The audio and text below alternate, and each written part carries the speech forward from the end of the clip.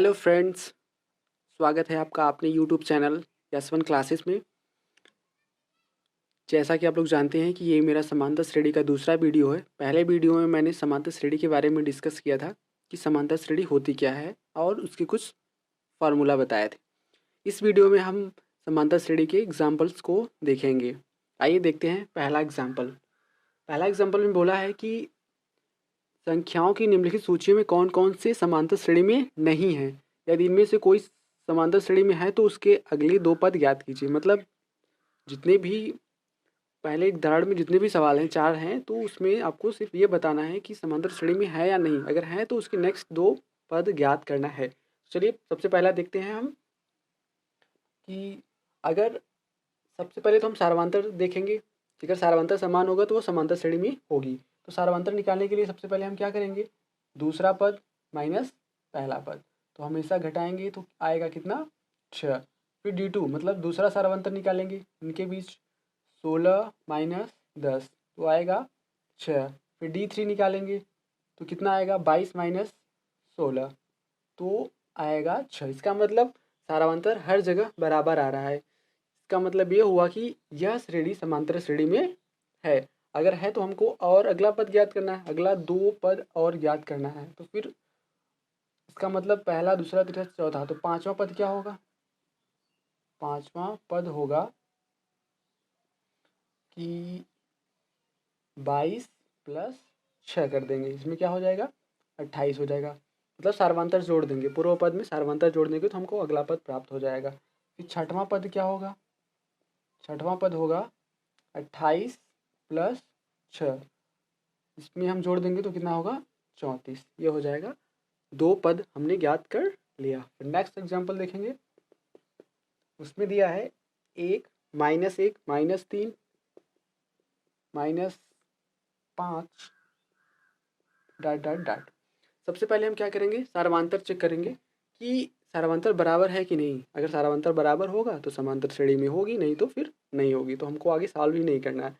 सबसे पहले हम सारवांतर देखेंगे D1, तो दूसरे पद में से हम पहला पद घटाएंगे, -1 बराबर सारवांतर आया मेरा -2। D2 बराबर कितना होगा, -3, फिर उसमें से घटाएंगे उसके पहले वाला पद -1। इसका मतलब क्या हुआ, -3 प्लस 1 कितना आया, -2। फिर D3 ज्ञात करेंगे तो हम घटाएंगे -5 में से -3, -3, तो यहाँ भी कितना आएगा, -5 प्लस 3 बराबर -2। इसका मतलब यहाँ भी सारांतर बराबर आया, तो यह श्रेणी भी क्या है, समांतर श्रेणी में होगी। तो इसका हमको अगला पद ज्ञात करना है, मतलब पांचवा पद। अन्य दो पद भी ज्ञात करना है, तो पांचवा पद क्या होगा, -5, इसमें हम जोड़ देंगे -2, तो कितना हो जाएगा, -7। सारवांतर को जोड़ देंगे, ये है सारवांतर। छठवां पद ज्ञात करेंगे, इसमें क्या करेंगे, -7 में हम फिर -2 जोड़ देंगे, तो कितना हो जाएगा, -9 आ गया। अन्य दो पद -7 और -9 होंगे। अब हम देखते हैं पहले एग्जाम्पल का तीसरा सवाल। सबसे पहले हम सारवांतर निकालेंगे कि बराबर है कि नहीं। फिर 2 -2 करेंगे तो सारवांतर आ जाएगा हमारा 2 + 2 बराबर 4। फिर D2 निकालेंगे तो कितना आएगा, -2 में से हम 2 घटाएंगे तो फिर यहाँ आ जाएगा मेरा सारवांतर -4।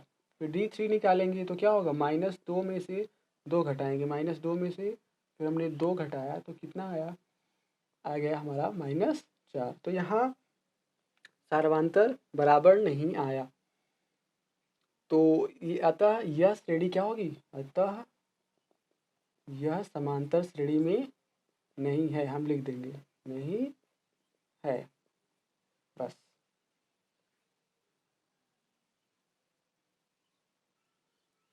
अब हम पहले का चौथा देखेंगे, इसमें दिया है 1 1 1 2 2 2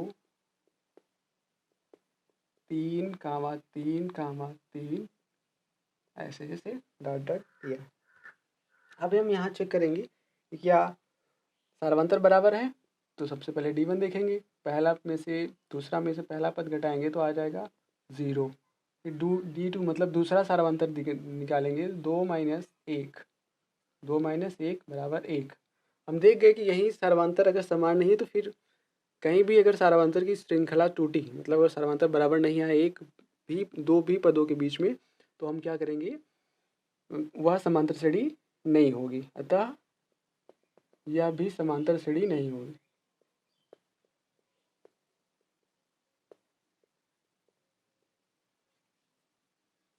नहीं है।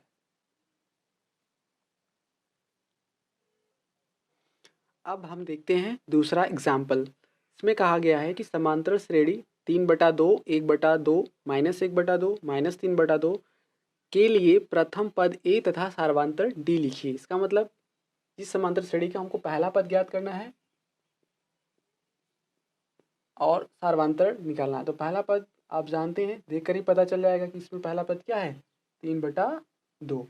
अब सारवांतर हमको निकालना है। सारवांतर कैसे निकालते हैं, हमेशा दूसरे पद में से पहला पद घटा देंगे। तो सारवांतर क्या हो जाएगा, 1/2 माइनस 3/2। इसका सारवांतर आएगा, हर समान है तो हम लिखेंगे 1 - 3। तो फिर सॉल्व करेंगे तो आएगा -2/2 बराबर -1। यही हमारा सारवांतर हो जाएगा। अब हम तीसरा एग्जाम्पल देखते हैं। इसमें कहा है कि k का मान ज्ञात कीजिए ताकि k² + 4k + 8, 2k² + 3k + 6, 3k² + 4k + 4 किसी समांतर श्रेणी के 3 क्रमागत पद हों। अब हम मान लेते हैं कि ये हो गया मेरा पहला पद a1, ये पूरा हो गया मेरा दूसरा पद a2, और ये मेरा हो गया तीसरा पद a3, और ये क्या, तीनों क्या हैं, समांतर श्रेणी में हैं। तो हम जानते हैं कि अगर समांतर श्रेणी में a1, a2, a3 है तो सारवांतर हमेशा बराबर होगा। तो सारवांतर बराबर होगा, तो सारवांतर हम मान लेते हैं a2 - a1 d1 सारवांतर, पहला सारवांतर हो जाएगा a2 - a1 का, जो कि किसके बराबर होगा, सारवांतर दूसरे के, इन दोनों के बीच में किसके बराबर होगा, d2 के बराबर होगा, जो कि क्या है, a3 - a2। और हम फिर आगे लिख देंगे कि d1 = d2, क्योंकि सारवांतर श्रेणी है, समांतर श्रेणी है, और समांतर श्रेणी में हमेशा सारवांतर क्या होते हैं, बराबर होते हैं। तो d1 का मान है a2 - a1 और बराबर d2 का मान है a3 - a2। हमने ये इसलिए लिखा क्योंकि हम जानते हैं कि हमेशा सारवांतर बराबर होगा, मतलब ये जो यहाँ इनके बीच का अंतर होगा वही इनके बीच का भी अंतर होगा। अगर हम इसको d1 मान लें या इसको d2 मान लेंगे तो d1 बराबर d2 होगा। बस यही मान रख देंगे a2 का। a2 बराबर है 2k² + 3k + 6 माइनस, यहाँ सब चिन्ह बदल जाएगा, k² - 4k - 8 equal to a3 का मान है 3k² + 4k + 4 और माइनस a2 का मान है, और यहाँ माइनस चिन्ह पहले है इसलिए पूरा चिन्ह बदल जाएगा, -3k - 6। अब हम इसको सॉल्व करेंगे, 2k² में से k² घट जाएगा तो बचेगा k² हमारे पास, 4k में से हम 3k घटाएंगे तो आएगा हमारे पास -k। क्यों, क्योंकि यहाँ 4 का मान बड़ा है, 3 का मान छोटा है, इसलिए हम चिन्ह हमेशा बड़े वाले का लिखते हैं और काम हमेशा माइनस वाले का होता है। इस 6 - 8 - 2 इक्वल टू 3k² में से 2k² चला जाएगा तो बचेगा k² + 4k - 3k means +k, क्योंकि यहाँ 4 का चिन्ह बड़ा है इसलिए हमने प्लस का चिन्ह लिया, और फिर +4 - 6 कितना हो जाएगा, -2। अब हम यहाँ देखते हैं, तो सॉल्व कर लेंगे तो k² से k² घट जाएगा और -2 से -2 कैंसिल हो जाएगा, तो कितना आएगा, -k, और इस तरफ भी आएगा -k, और उस साइड कुछ नहीं बचेगा, 0, मतलब -2k = 0 और k = कितना आ जाएगा, 0/-2 बराबर 0, मतलब k बराबर कितना आया, 0 आया। यही हमको निकालना था। अब हम नेक्स्ट देखते हैं एग्जाम्पल नंबर 4। इसमें कहा है समांतर श्रेणी के प्रथम 3 पद लिखिए, सॉरी यहाँ होगा लिखिए,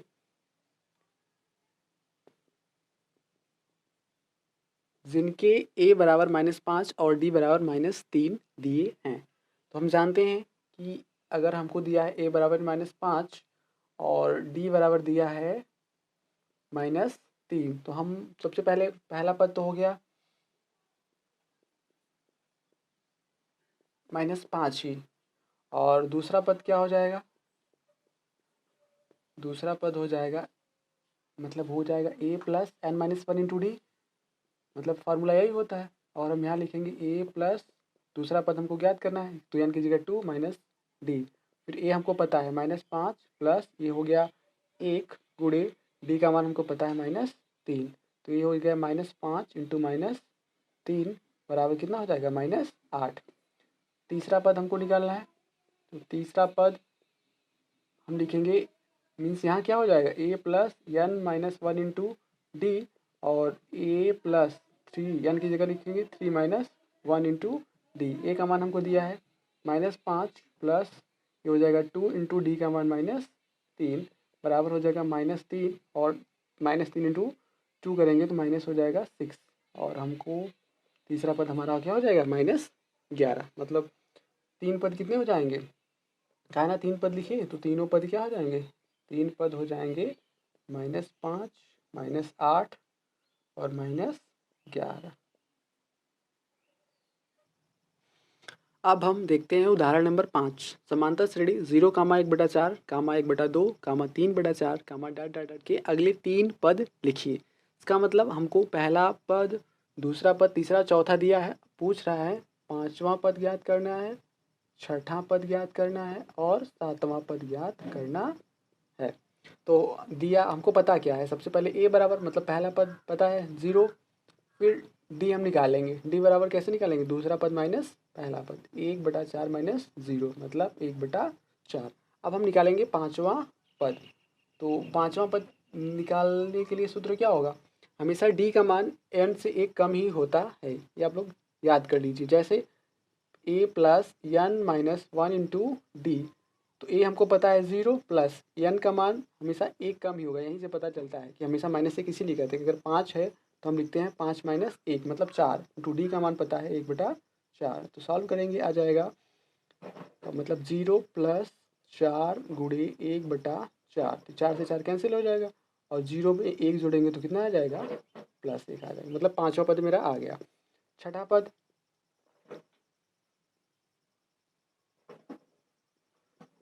छठा पद कैसे निकालेंगे? क्या हो जाएगा?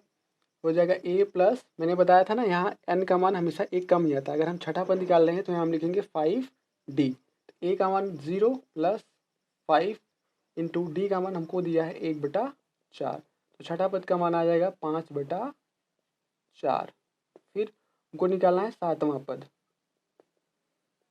सातवां पद के लिए सूत्र क्या हो जाएगा? a प्लस n माइनस 1 मतलब हमेशा n का मान कितना आएगा? यहाँ 7 में से 1 कम ही आएगा, मतलब 6 इंटू डी, मतलब हमेशा डी में n के मान से 1 कम से ही गुणा होता है। जैसे अगर सातवां पद का है तो हमको छठवां से गुणा करेंगे, अगर नौवां का है तो हमको आठवां से ही गुणा करेंगे। यहाँ हम मान रख देंगे a का मान 0 प्लस 6 इंटू डी का मान 1/4, कटा देंगे 2 से, 2 तिहाई 6, 2 दूनी 4, तो आ जाएगा 3/2। ये रहा हमारा एग्जाम्पल नंबर 5। अब हम चलते हैं नेक्स्ट एग्जाम्पल की तरफ, एग्जाम्पल नंबर 6। इसमें कहा है a, b और c के ऐसे मान ज्ञात कीजिए कि संख्याएं a, 7, b, 23, c समांतर श्रेणी में हैं। मतलब कहा है कि जो a, 7, b, 23, c है वो किस में है? समांतर श्रेणी में है। अब हम जानते हैं कि अगर ये समांतर श्रेणी में होंगे तो इसके सार्वंतर बराबर होंगे। तो कितने सार्वंतर होंगे? 1, 2, 3, 4, 4 सार्वंतर होंगे। सबसे पहले हम पहला सार्वंतर ज्ञात करेंगे तो क्या होगा? d1 बराबर 7 माइनस a। फिर दूसरा सार्वंतर कितना होगा? हमेशा बाद वाले पद में से पहले पद, मतलब b माइनस 7 होगा। फिर d3 कितना होगा? d3 होगा 23 माइनस b। और चौथा सार्वंतर कितना होगा? c माइनस 23, मतलब d4 बराबर हो जाएगा c माइनस 23। अब हम सॉल्व करते हैं सबसे पहले d1 और d2 से, d1 और d2 से, तो क्या हो जाएगा? d1 और d2 से बराबर होंगे, d1 और d2 बराबर होंगे। क्यों? क्योंकि सार्वंतर है तो इसलिए बराबर होंगे। तो D1 बराबर क्या हो जाएगा 7 माइनस A बराबर D2 बराबर कितना हो जाएगा B माइनस 7। अब हम A को उस तरफ ले जाएंगे, 7 को इस तरफ ले जाएंगे, तो 7 फिर माइनस 7 इस तरफ आएगा प्लस 7 बराबर B प्लस A हो जाएगा, मतलब A प्लस B बराबर 14 हो जाएगा। हमारा फर्स्ट इक्वेशन हो गया।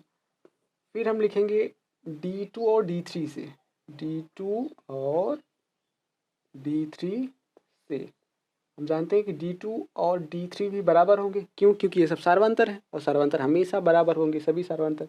D2 का मान हमको दिया है B माइनस 7 और D3 का मान हमको दिया है 23 माइनस B। अब हम B को इस तरफ लाएंगे और 7 को इस तरफ ले जाएंगे, तो B plus B equals to 23 और माइनस 7 हो जाएगा प्लस 7।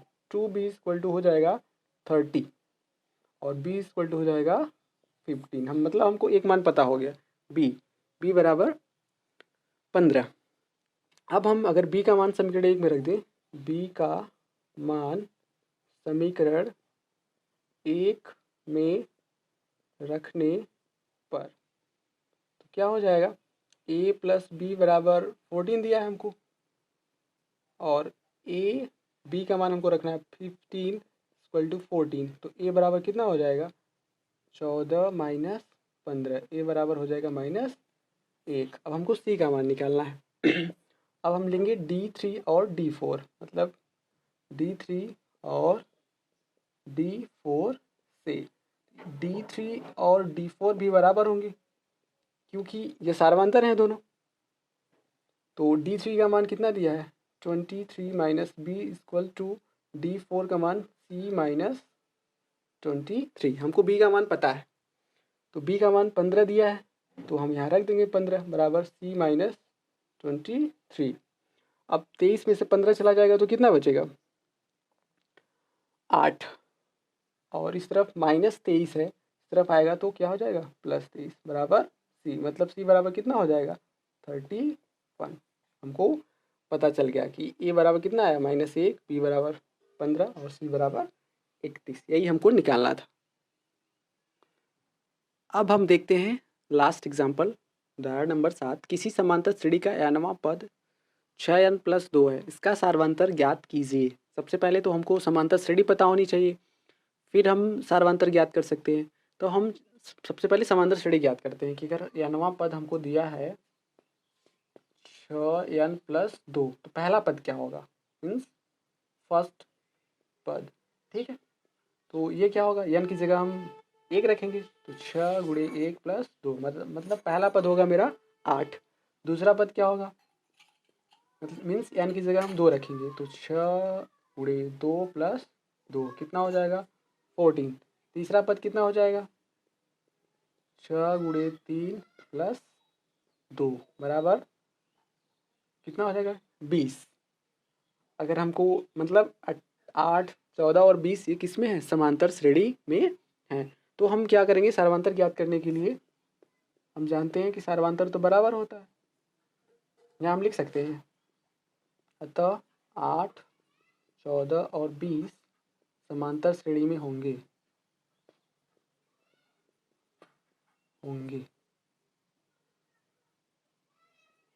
सार्वंतर क्या होता है, हमेशा दूसरा पद माइनस पहला पद, मतलब 14 - 8 बराबर कितना हो जाएगा 6।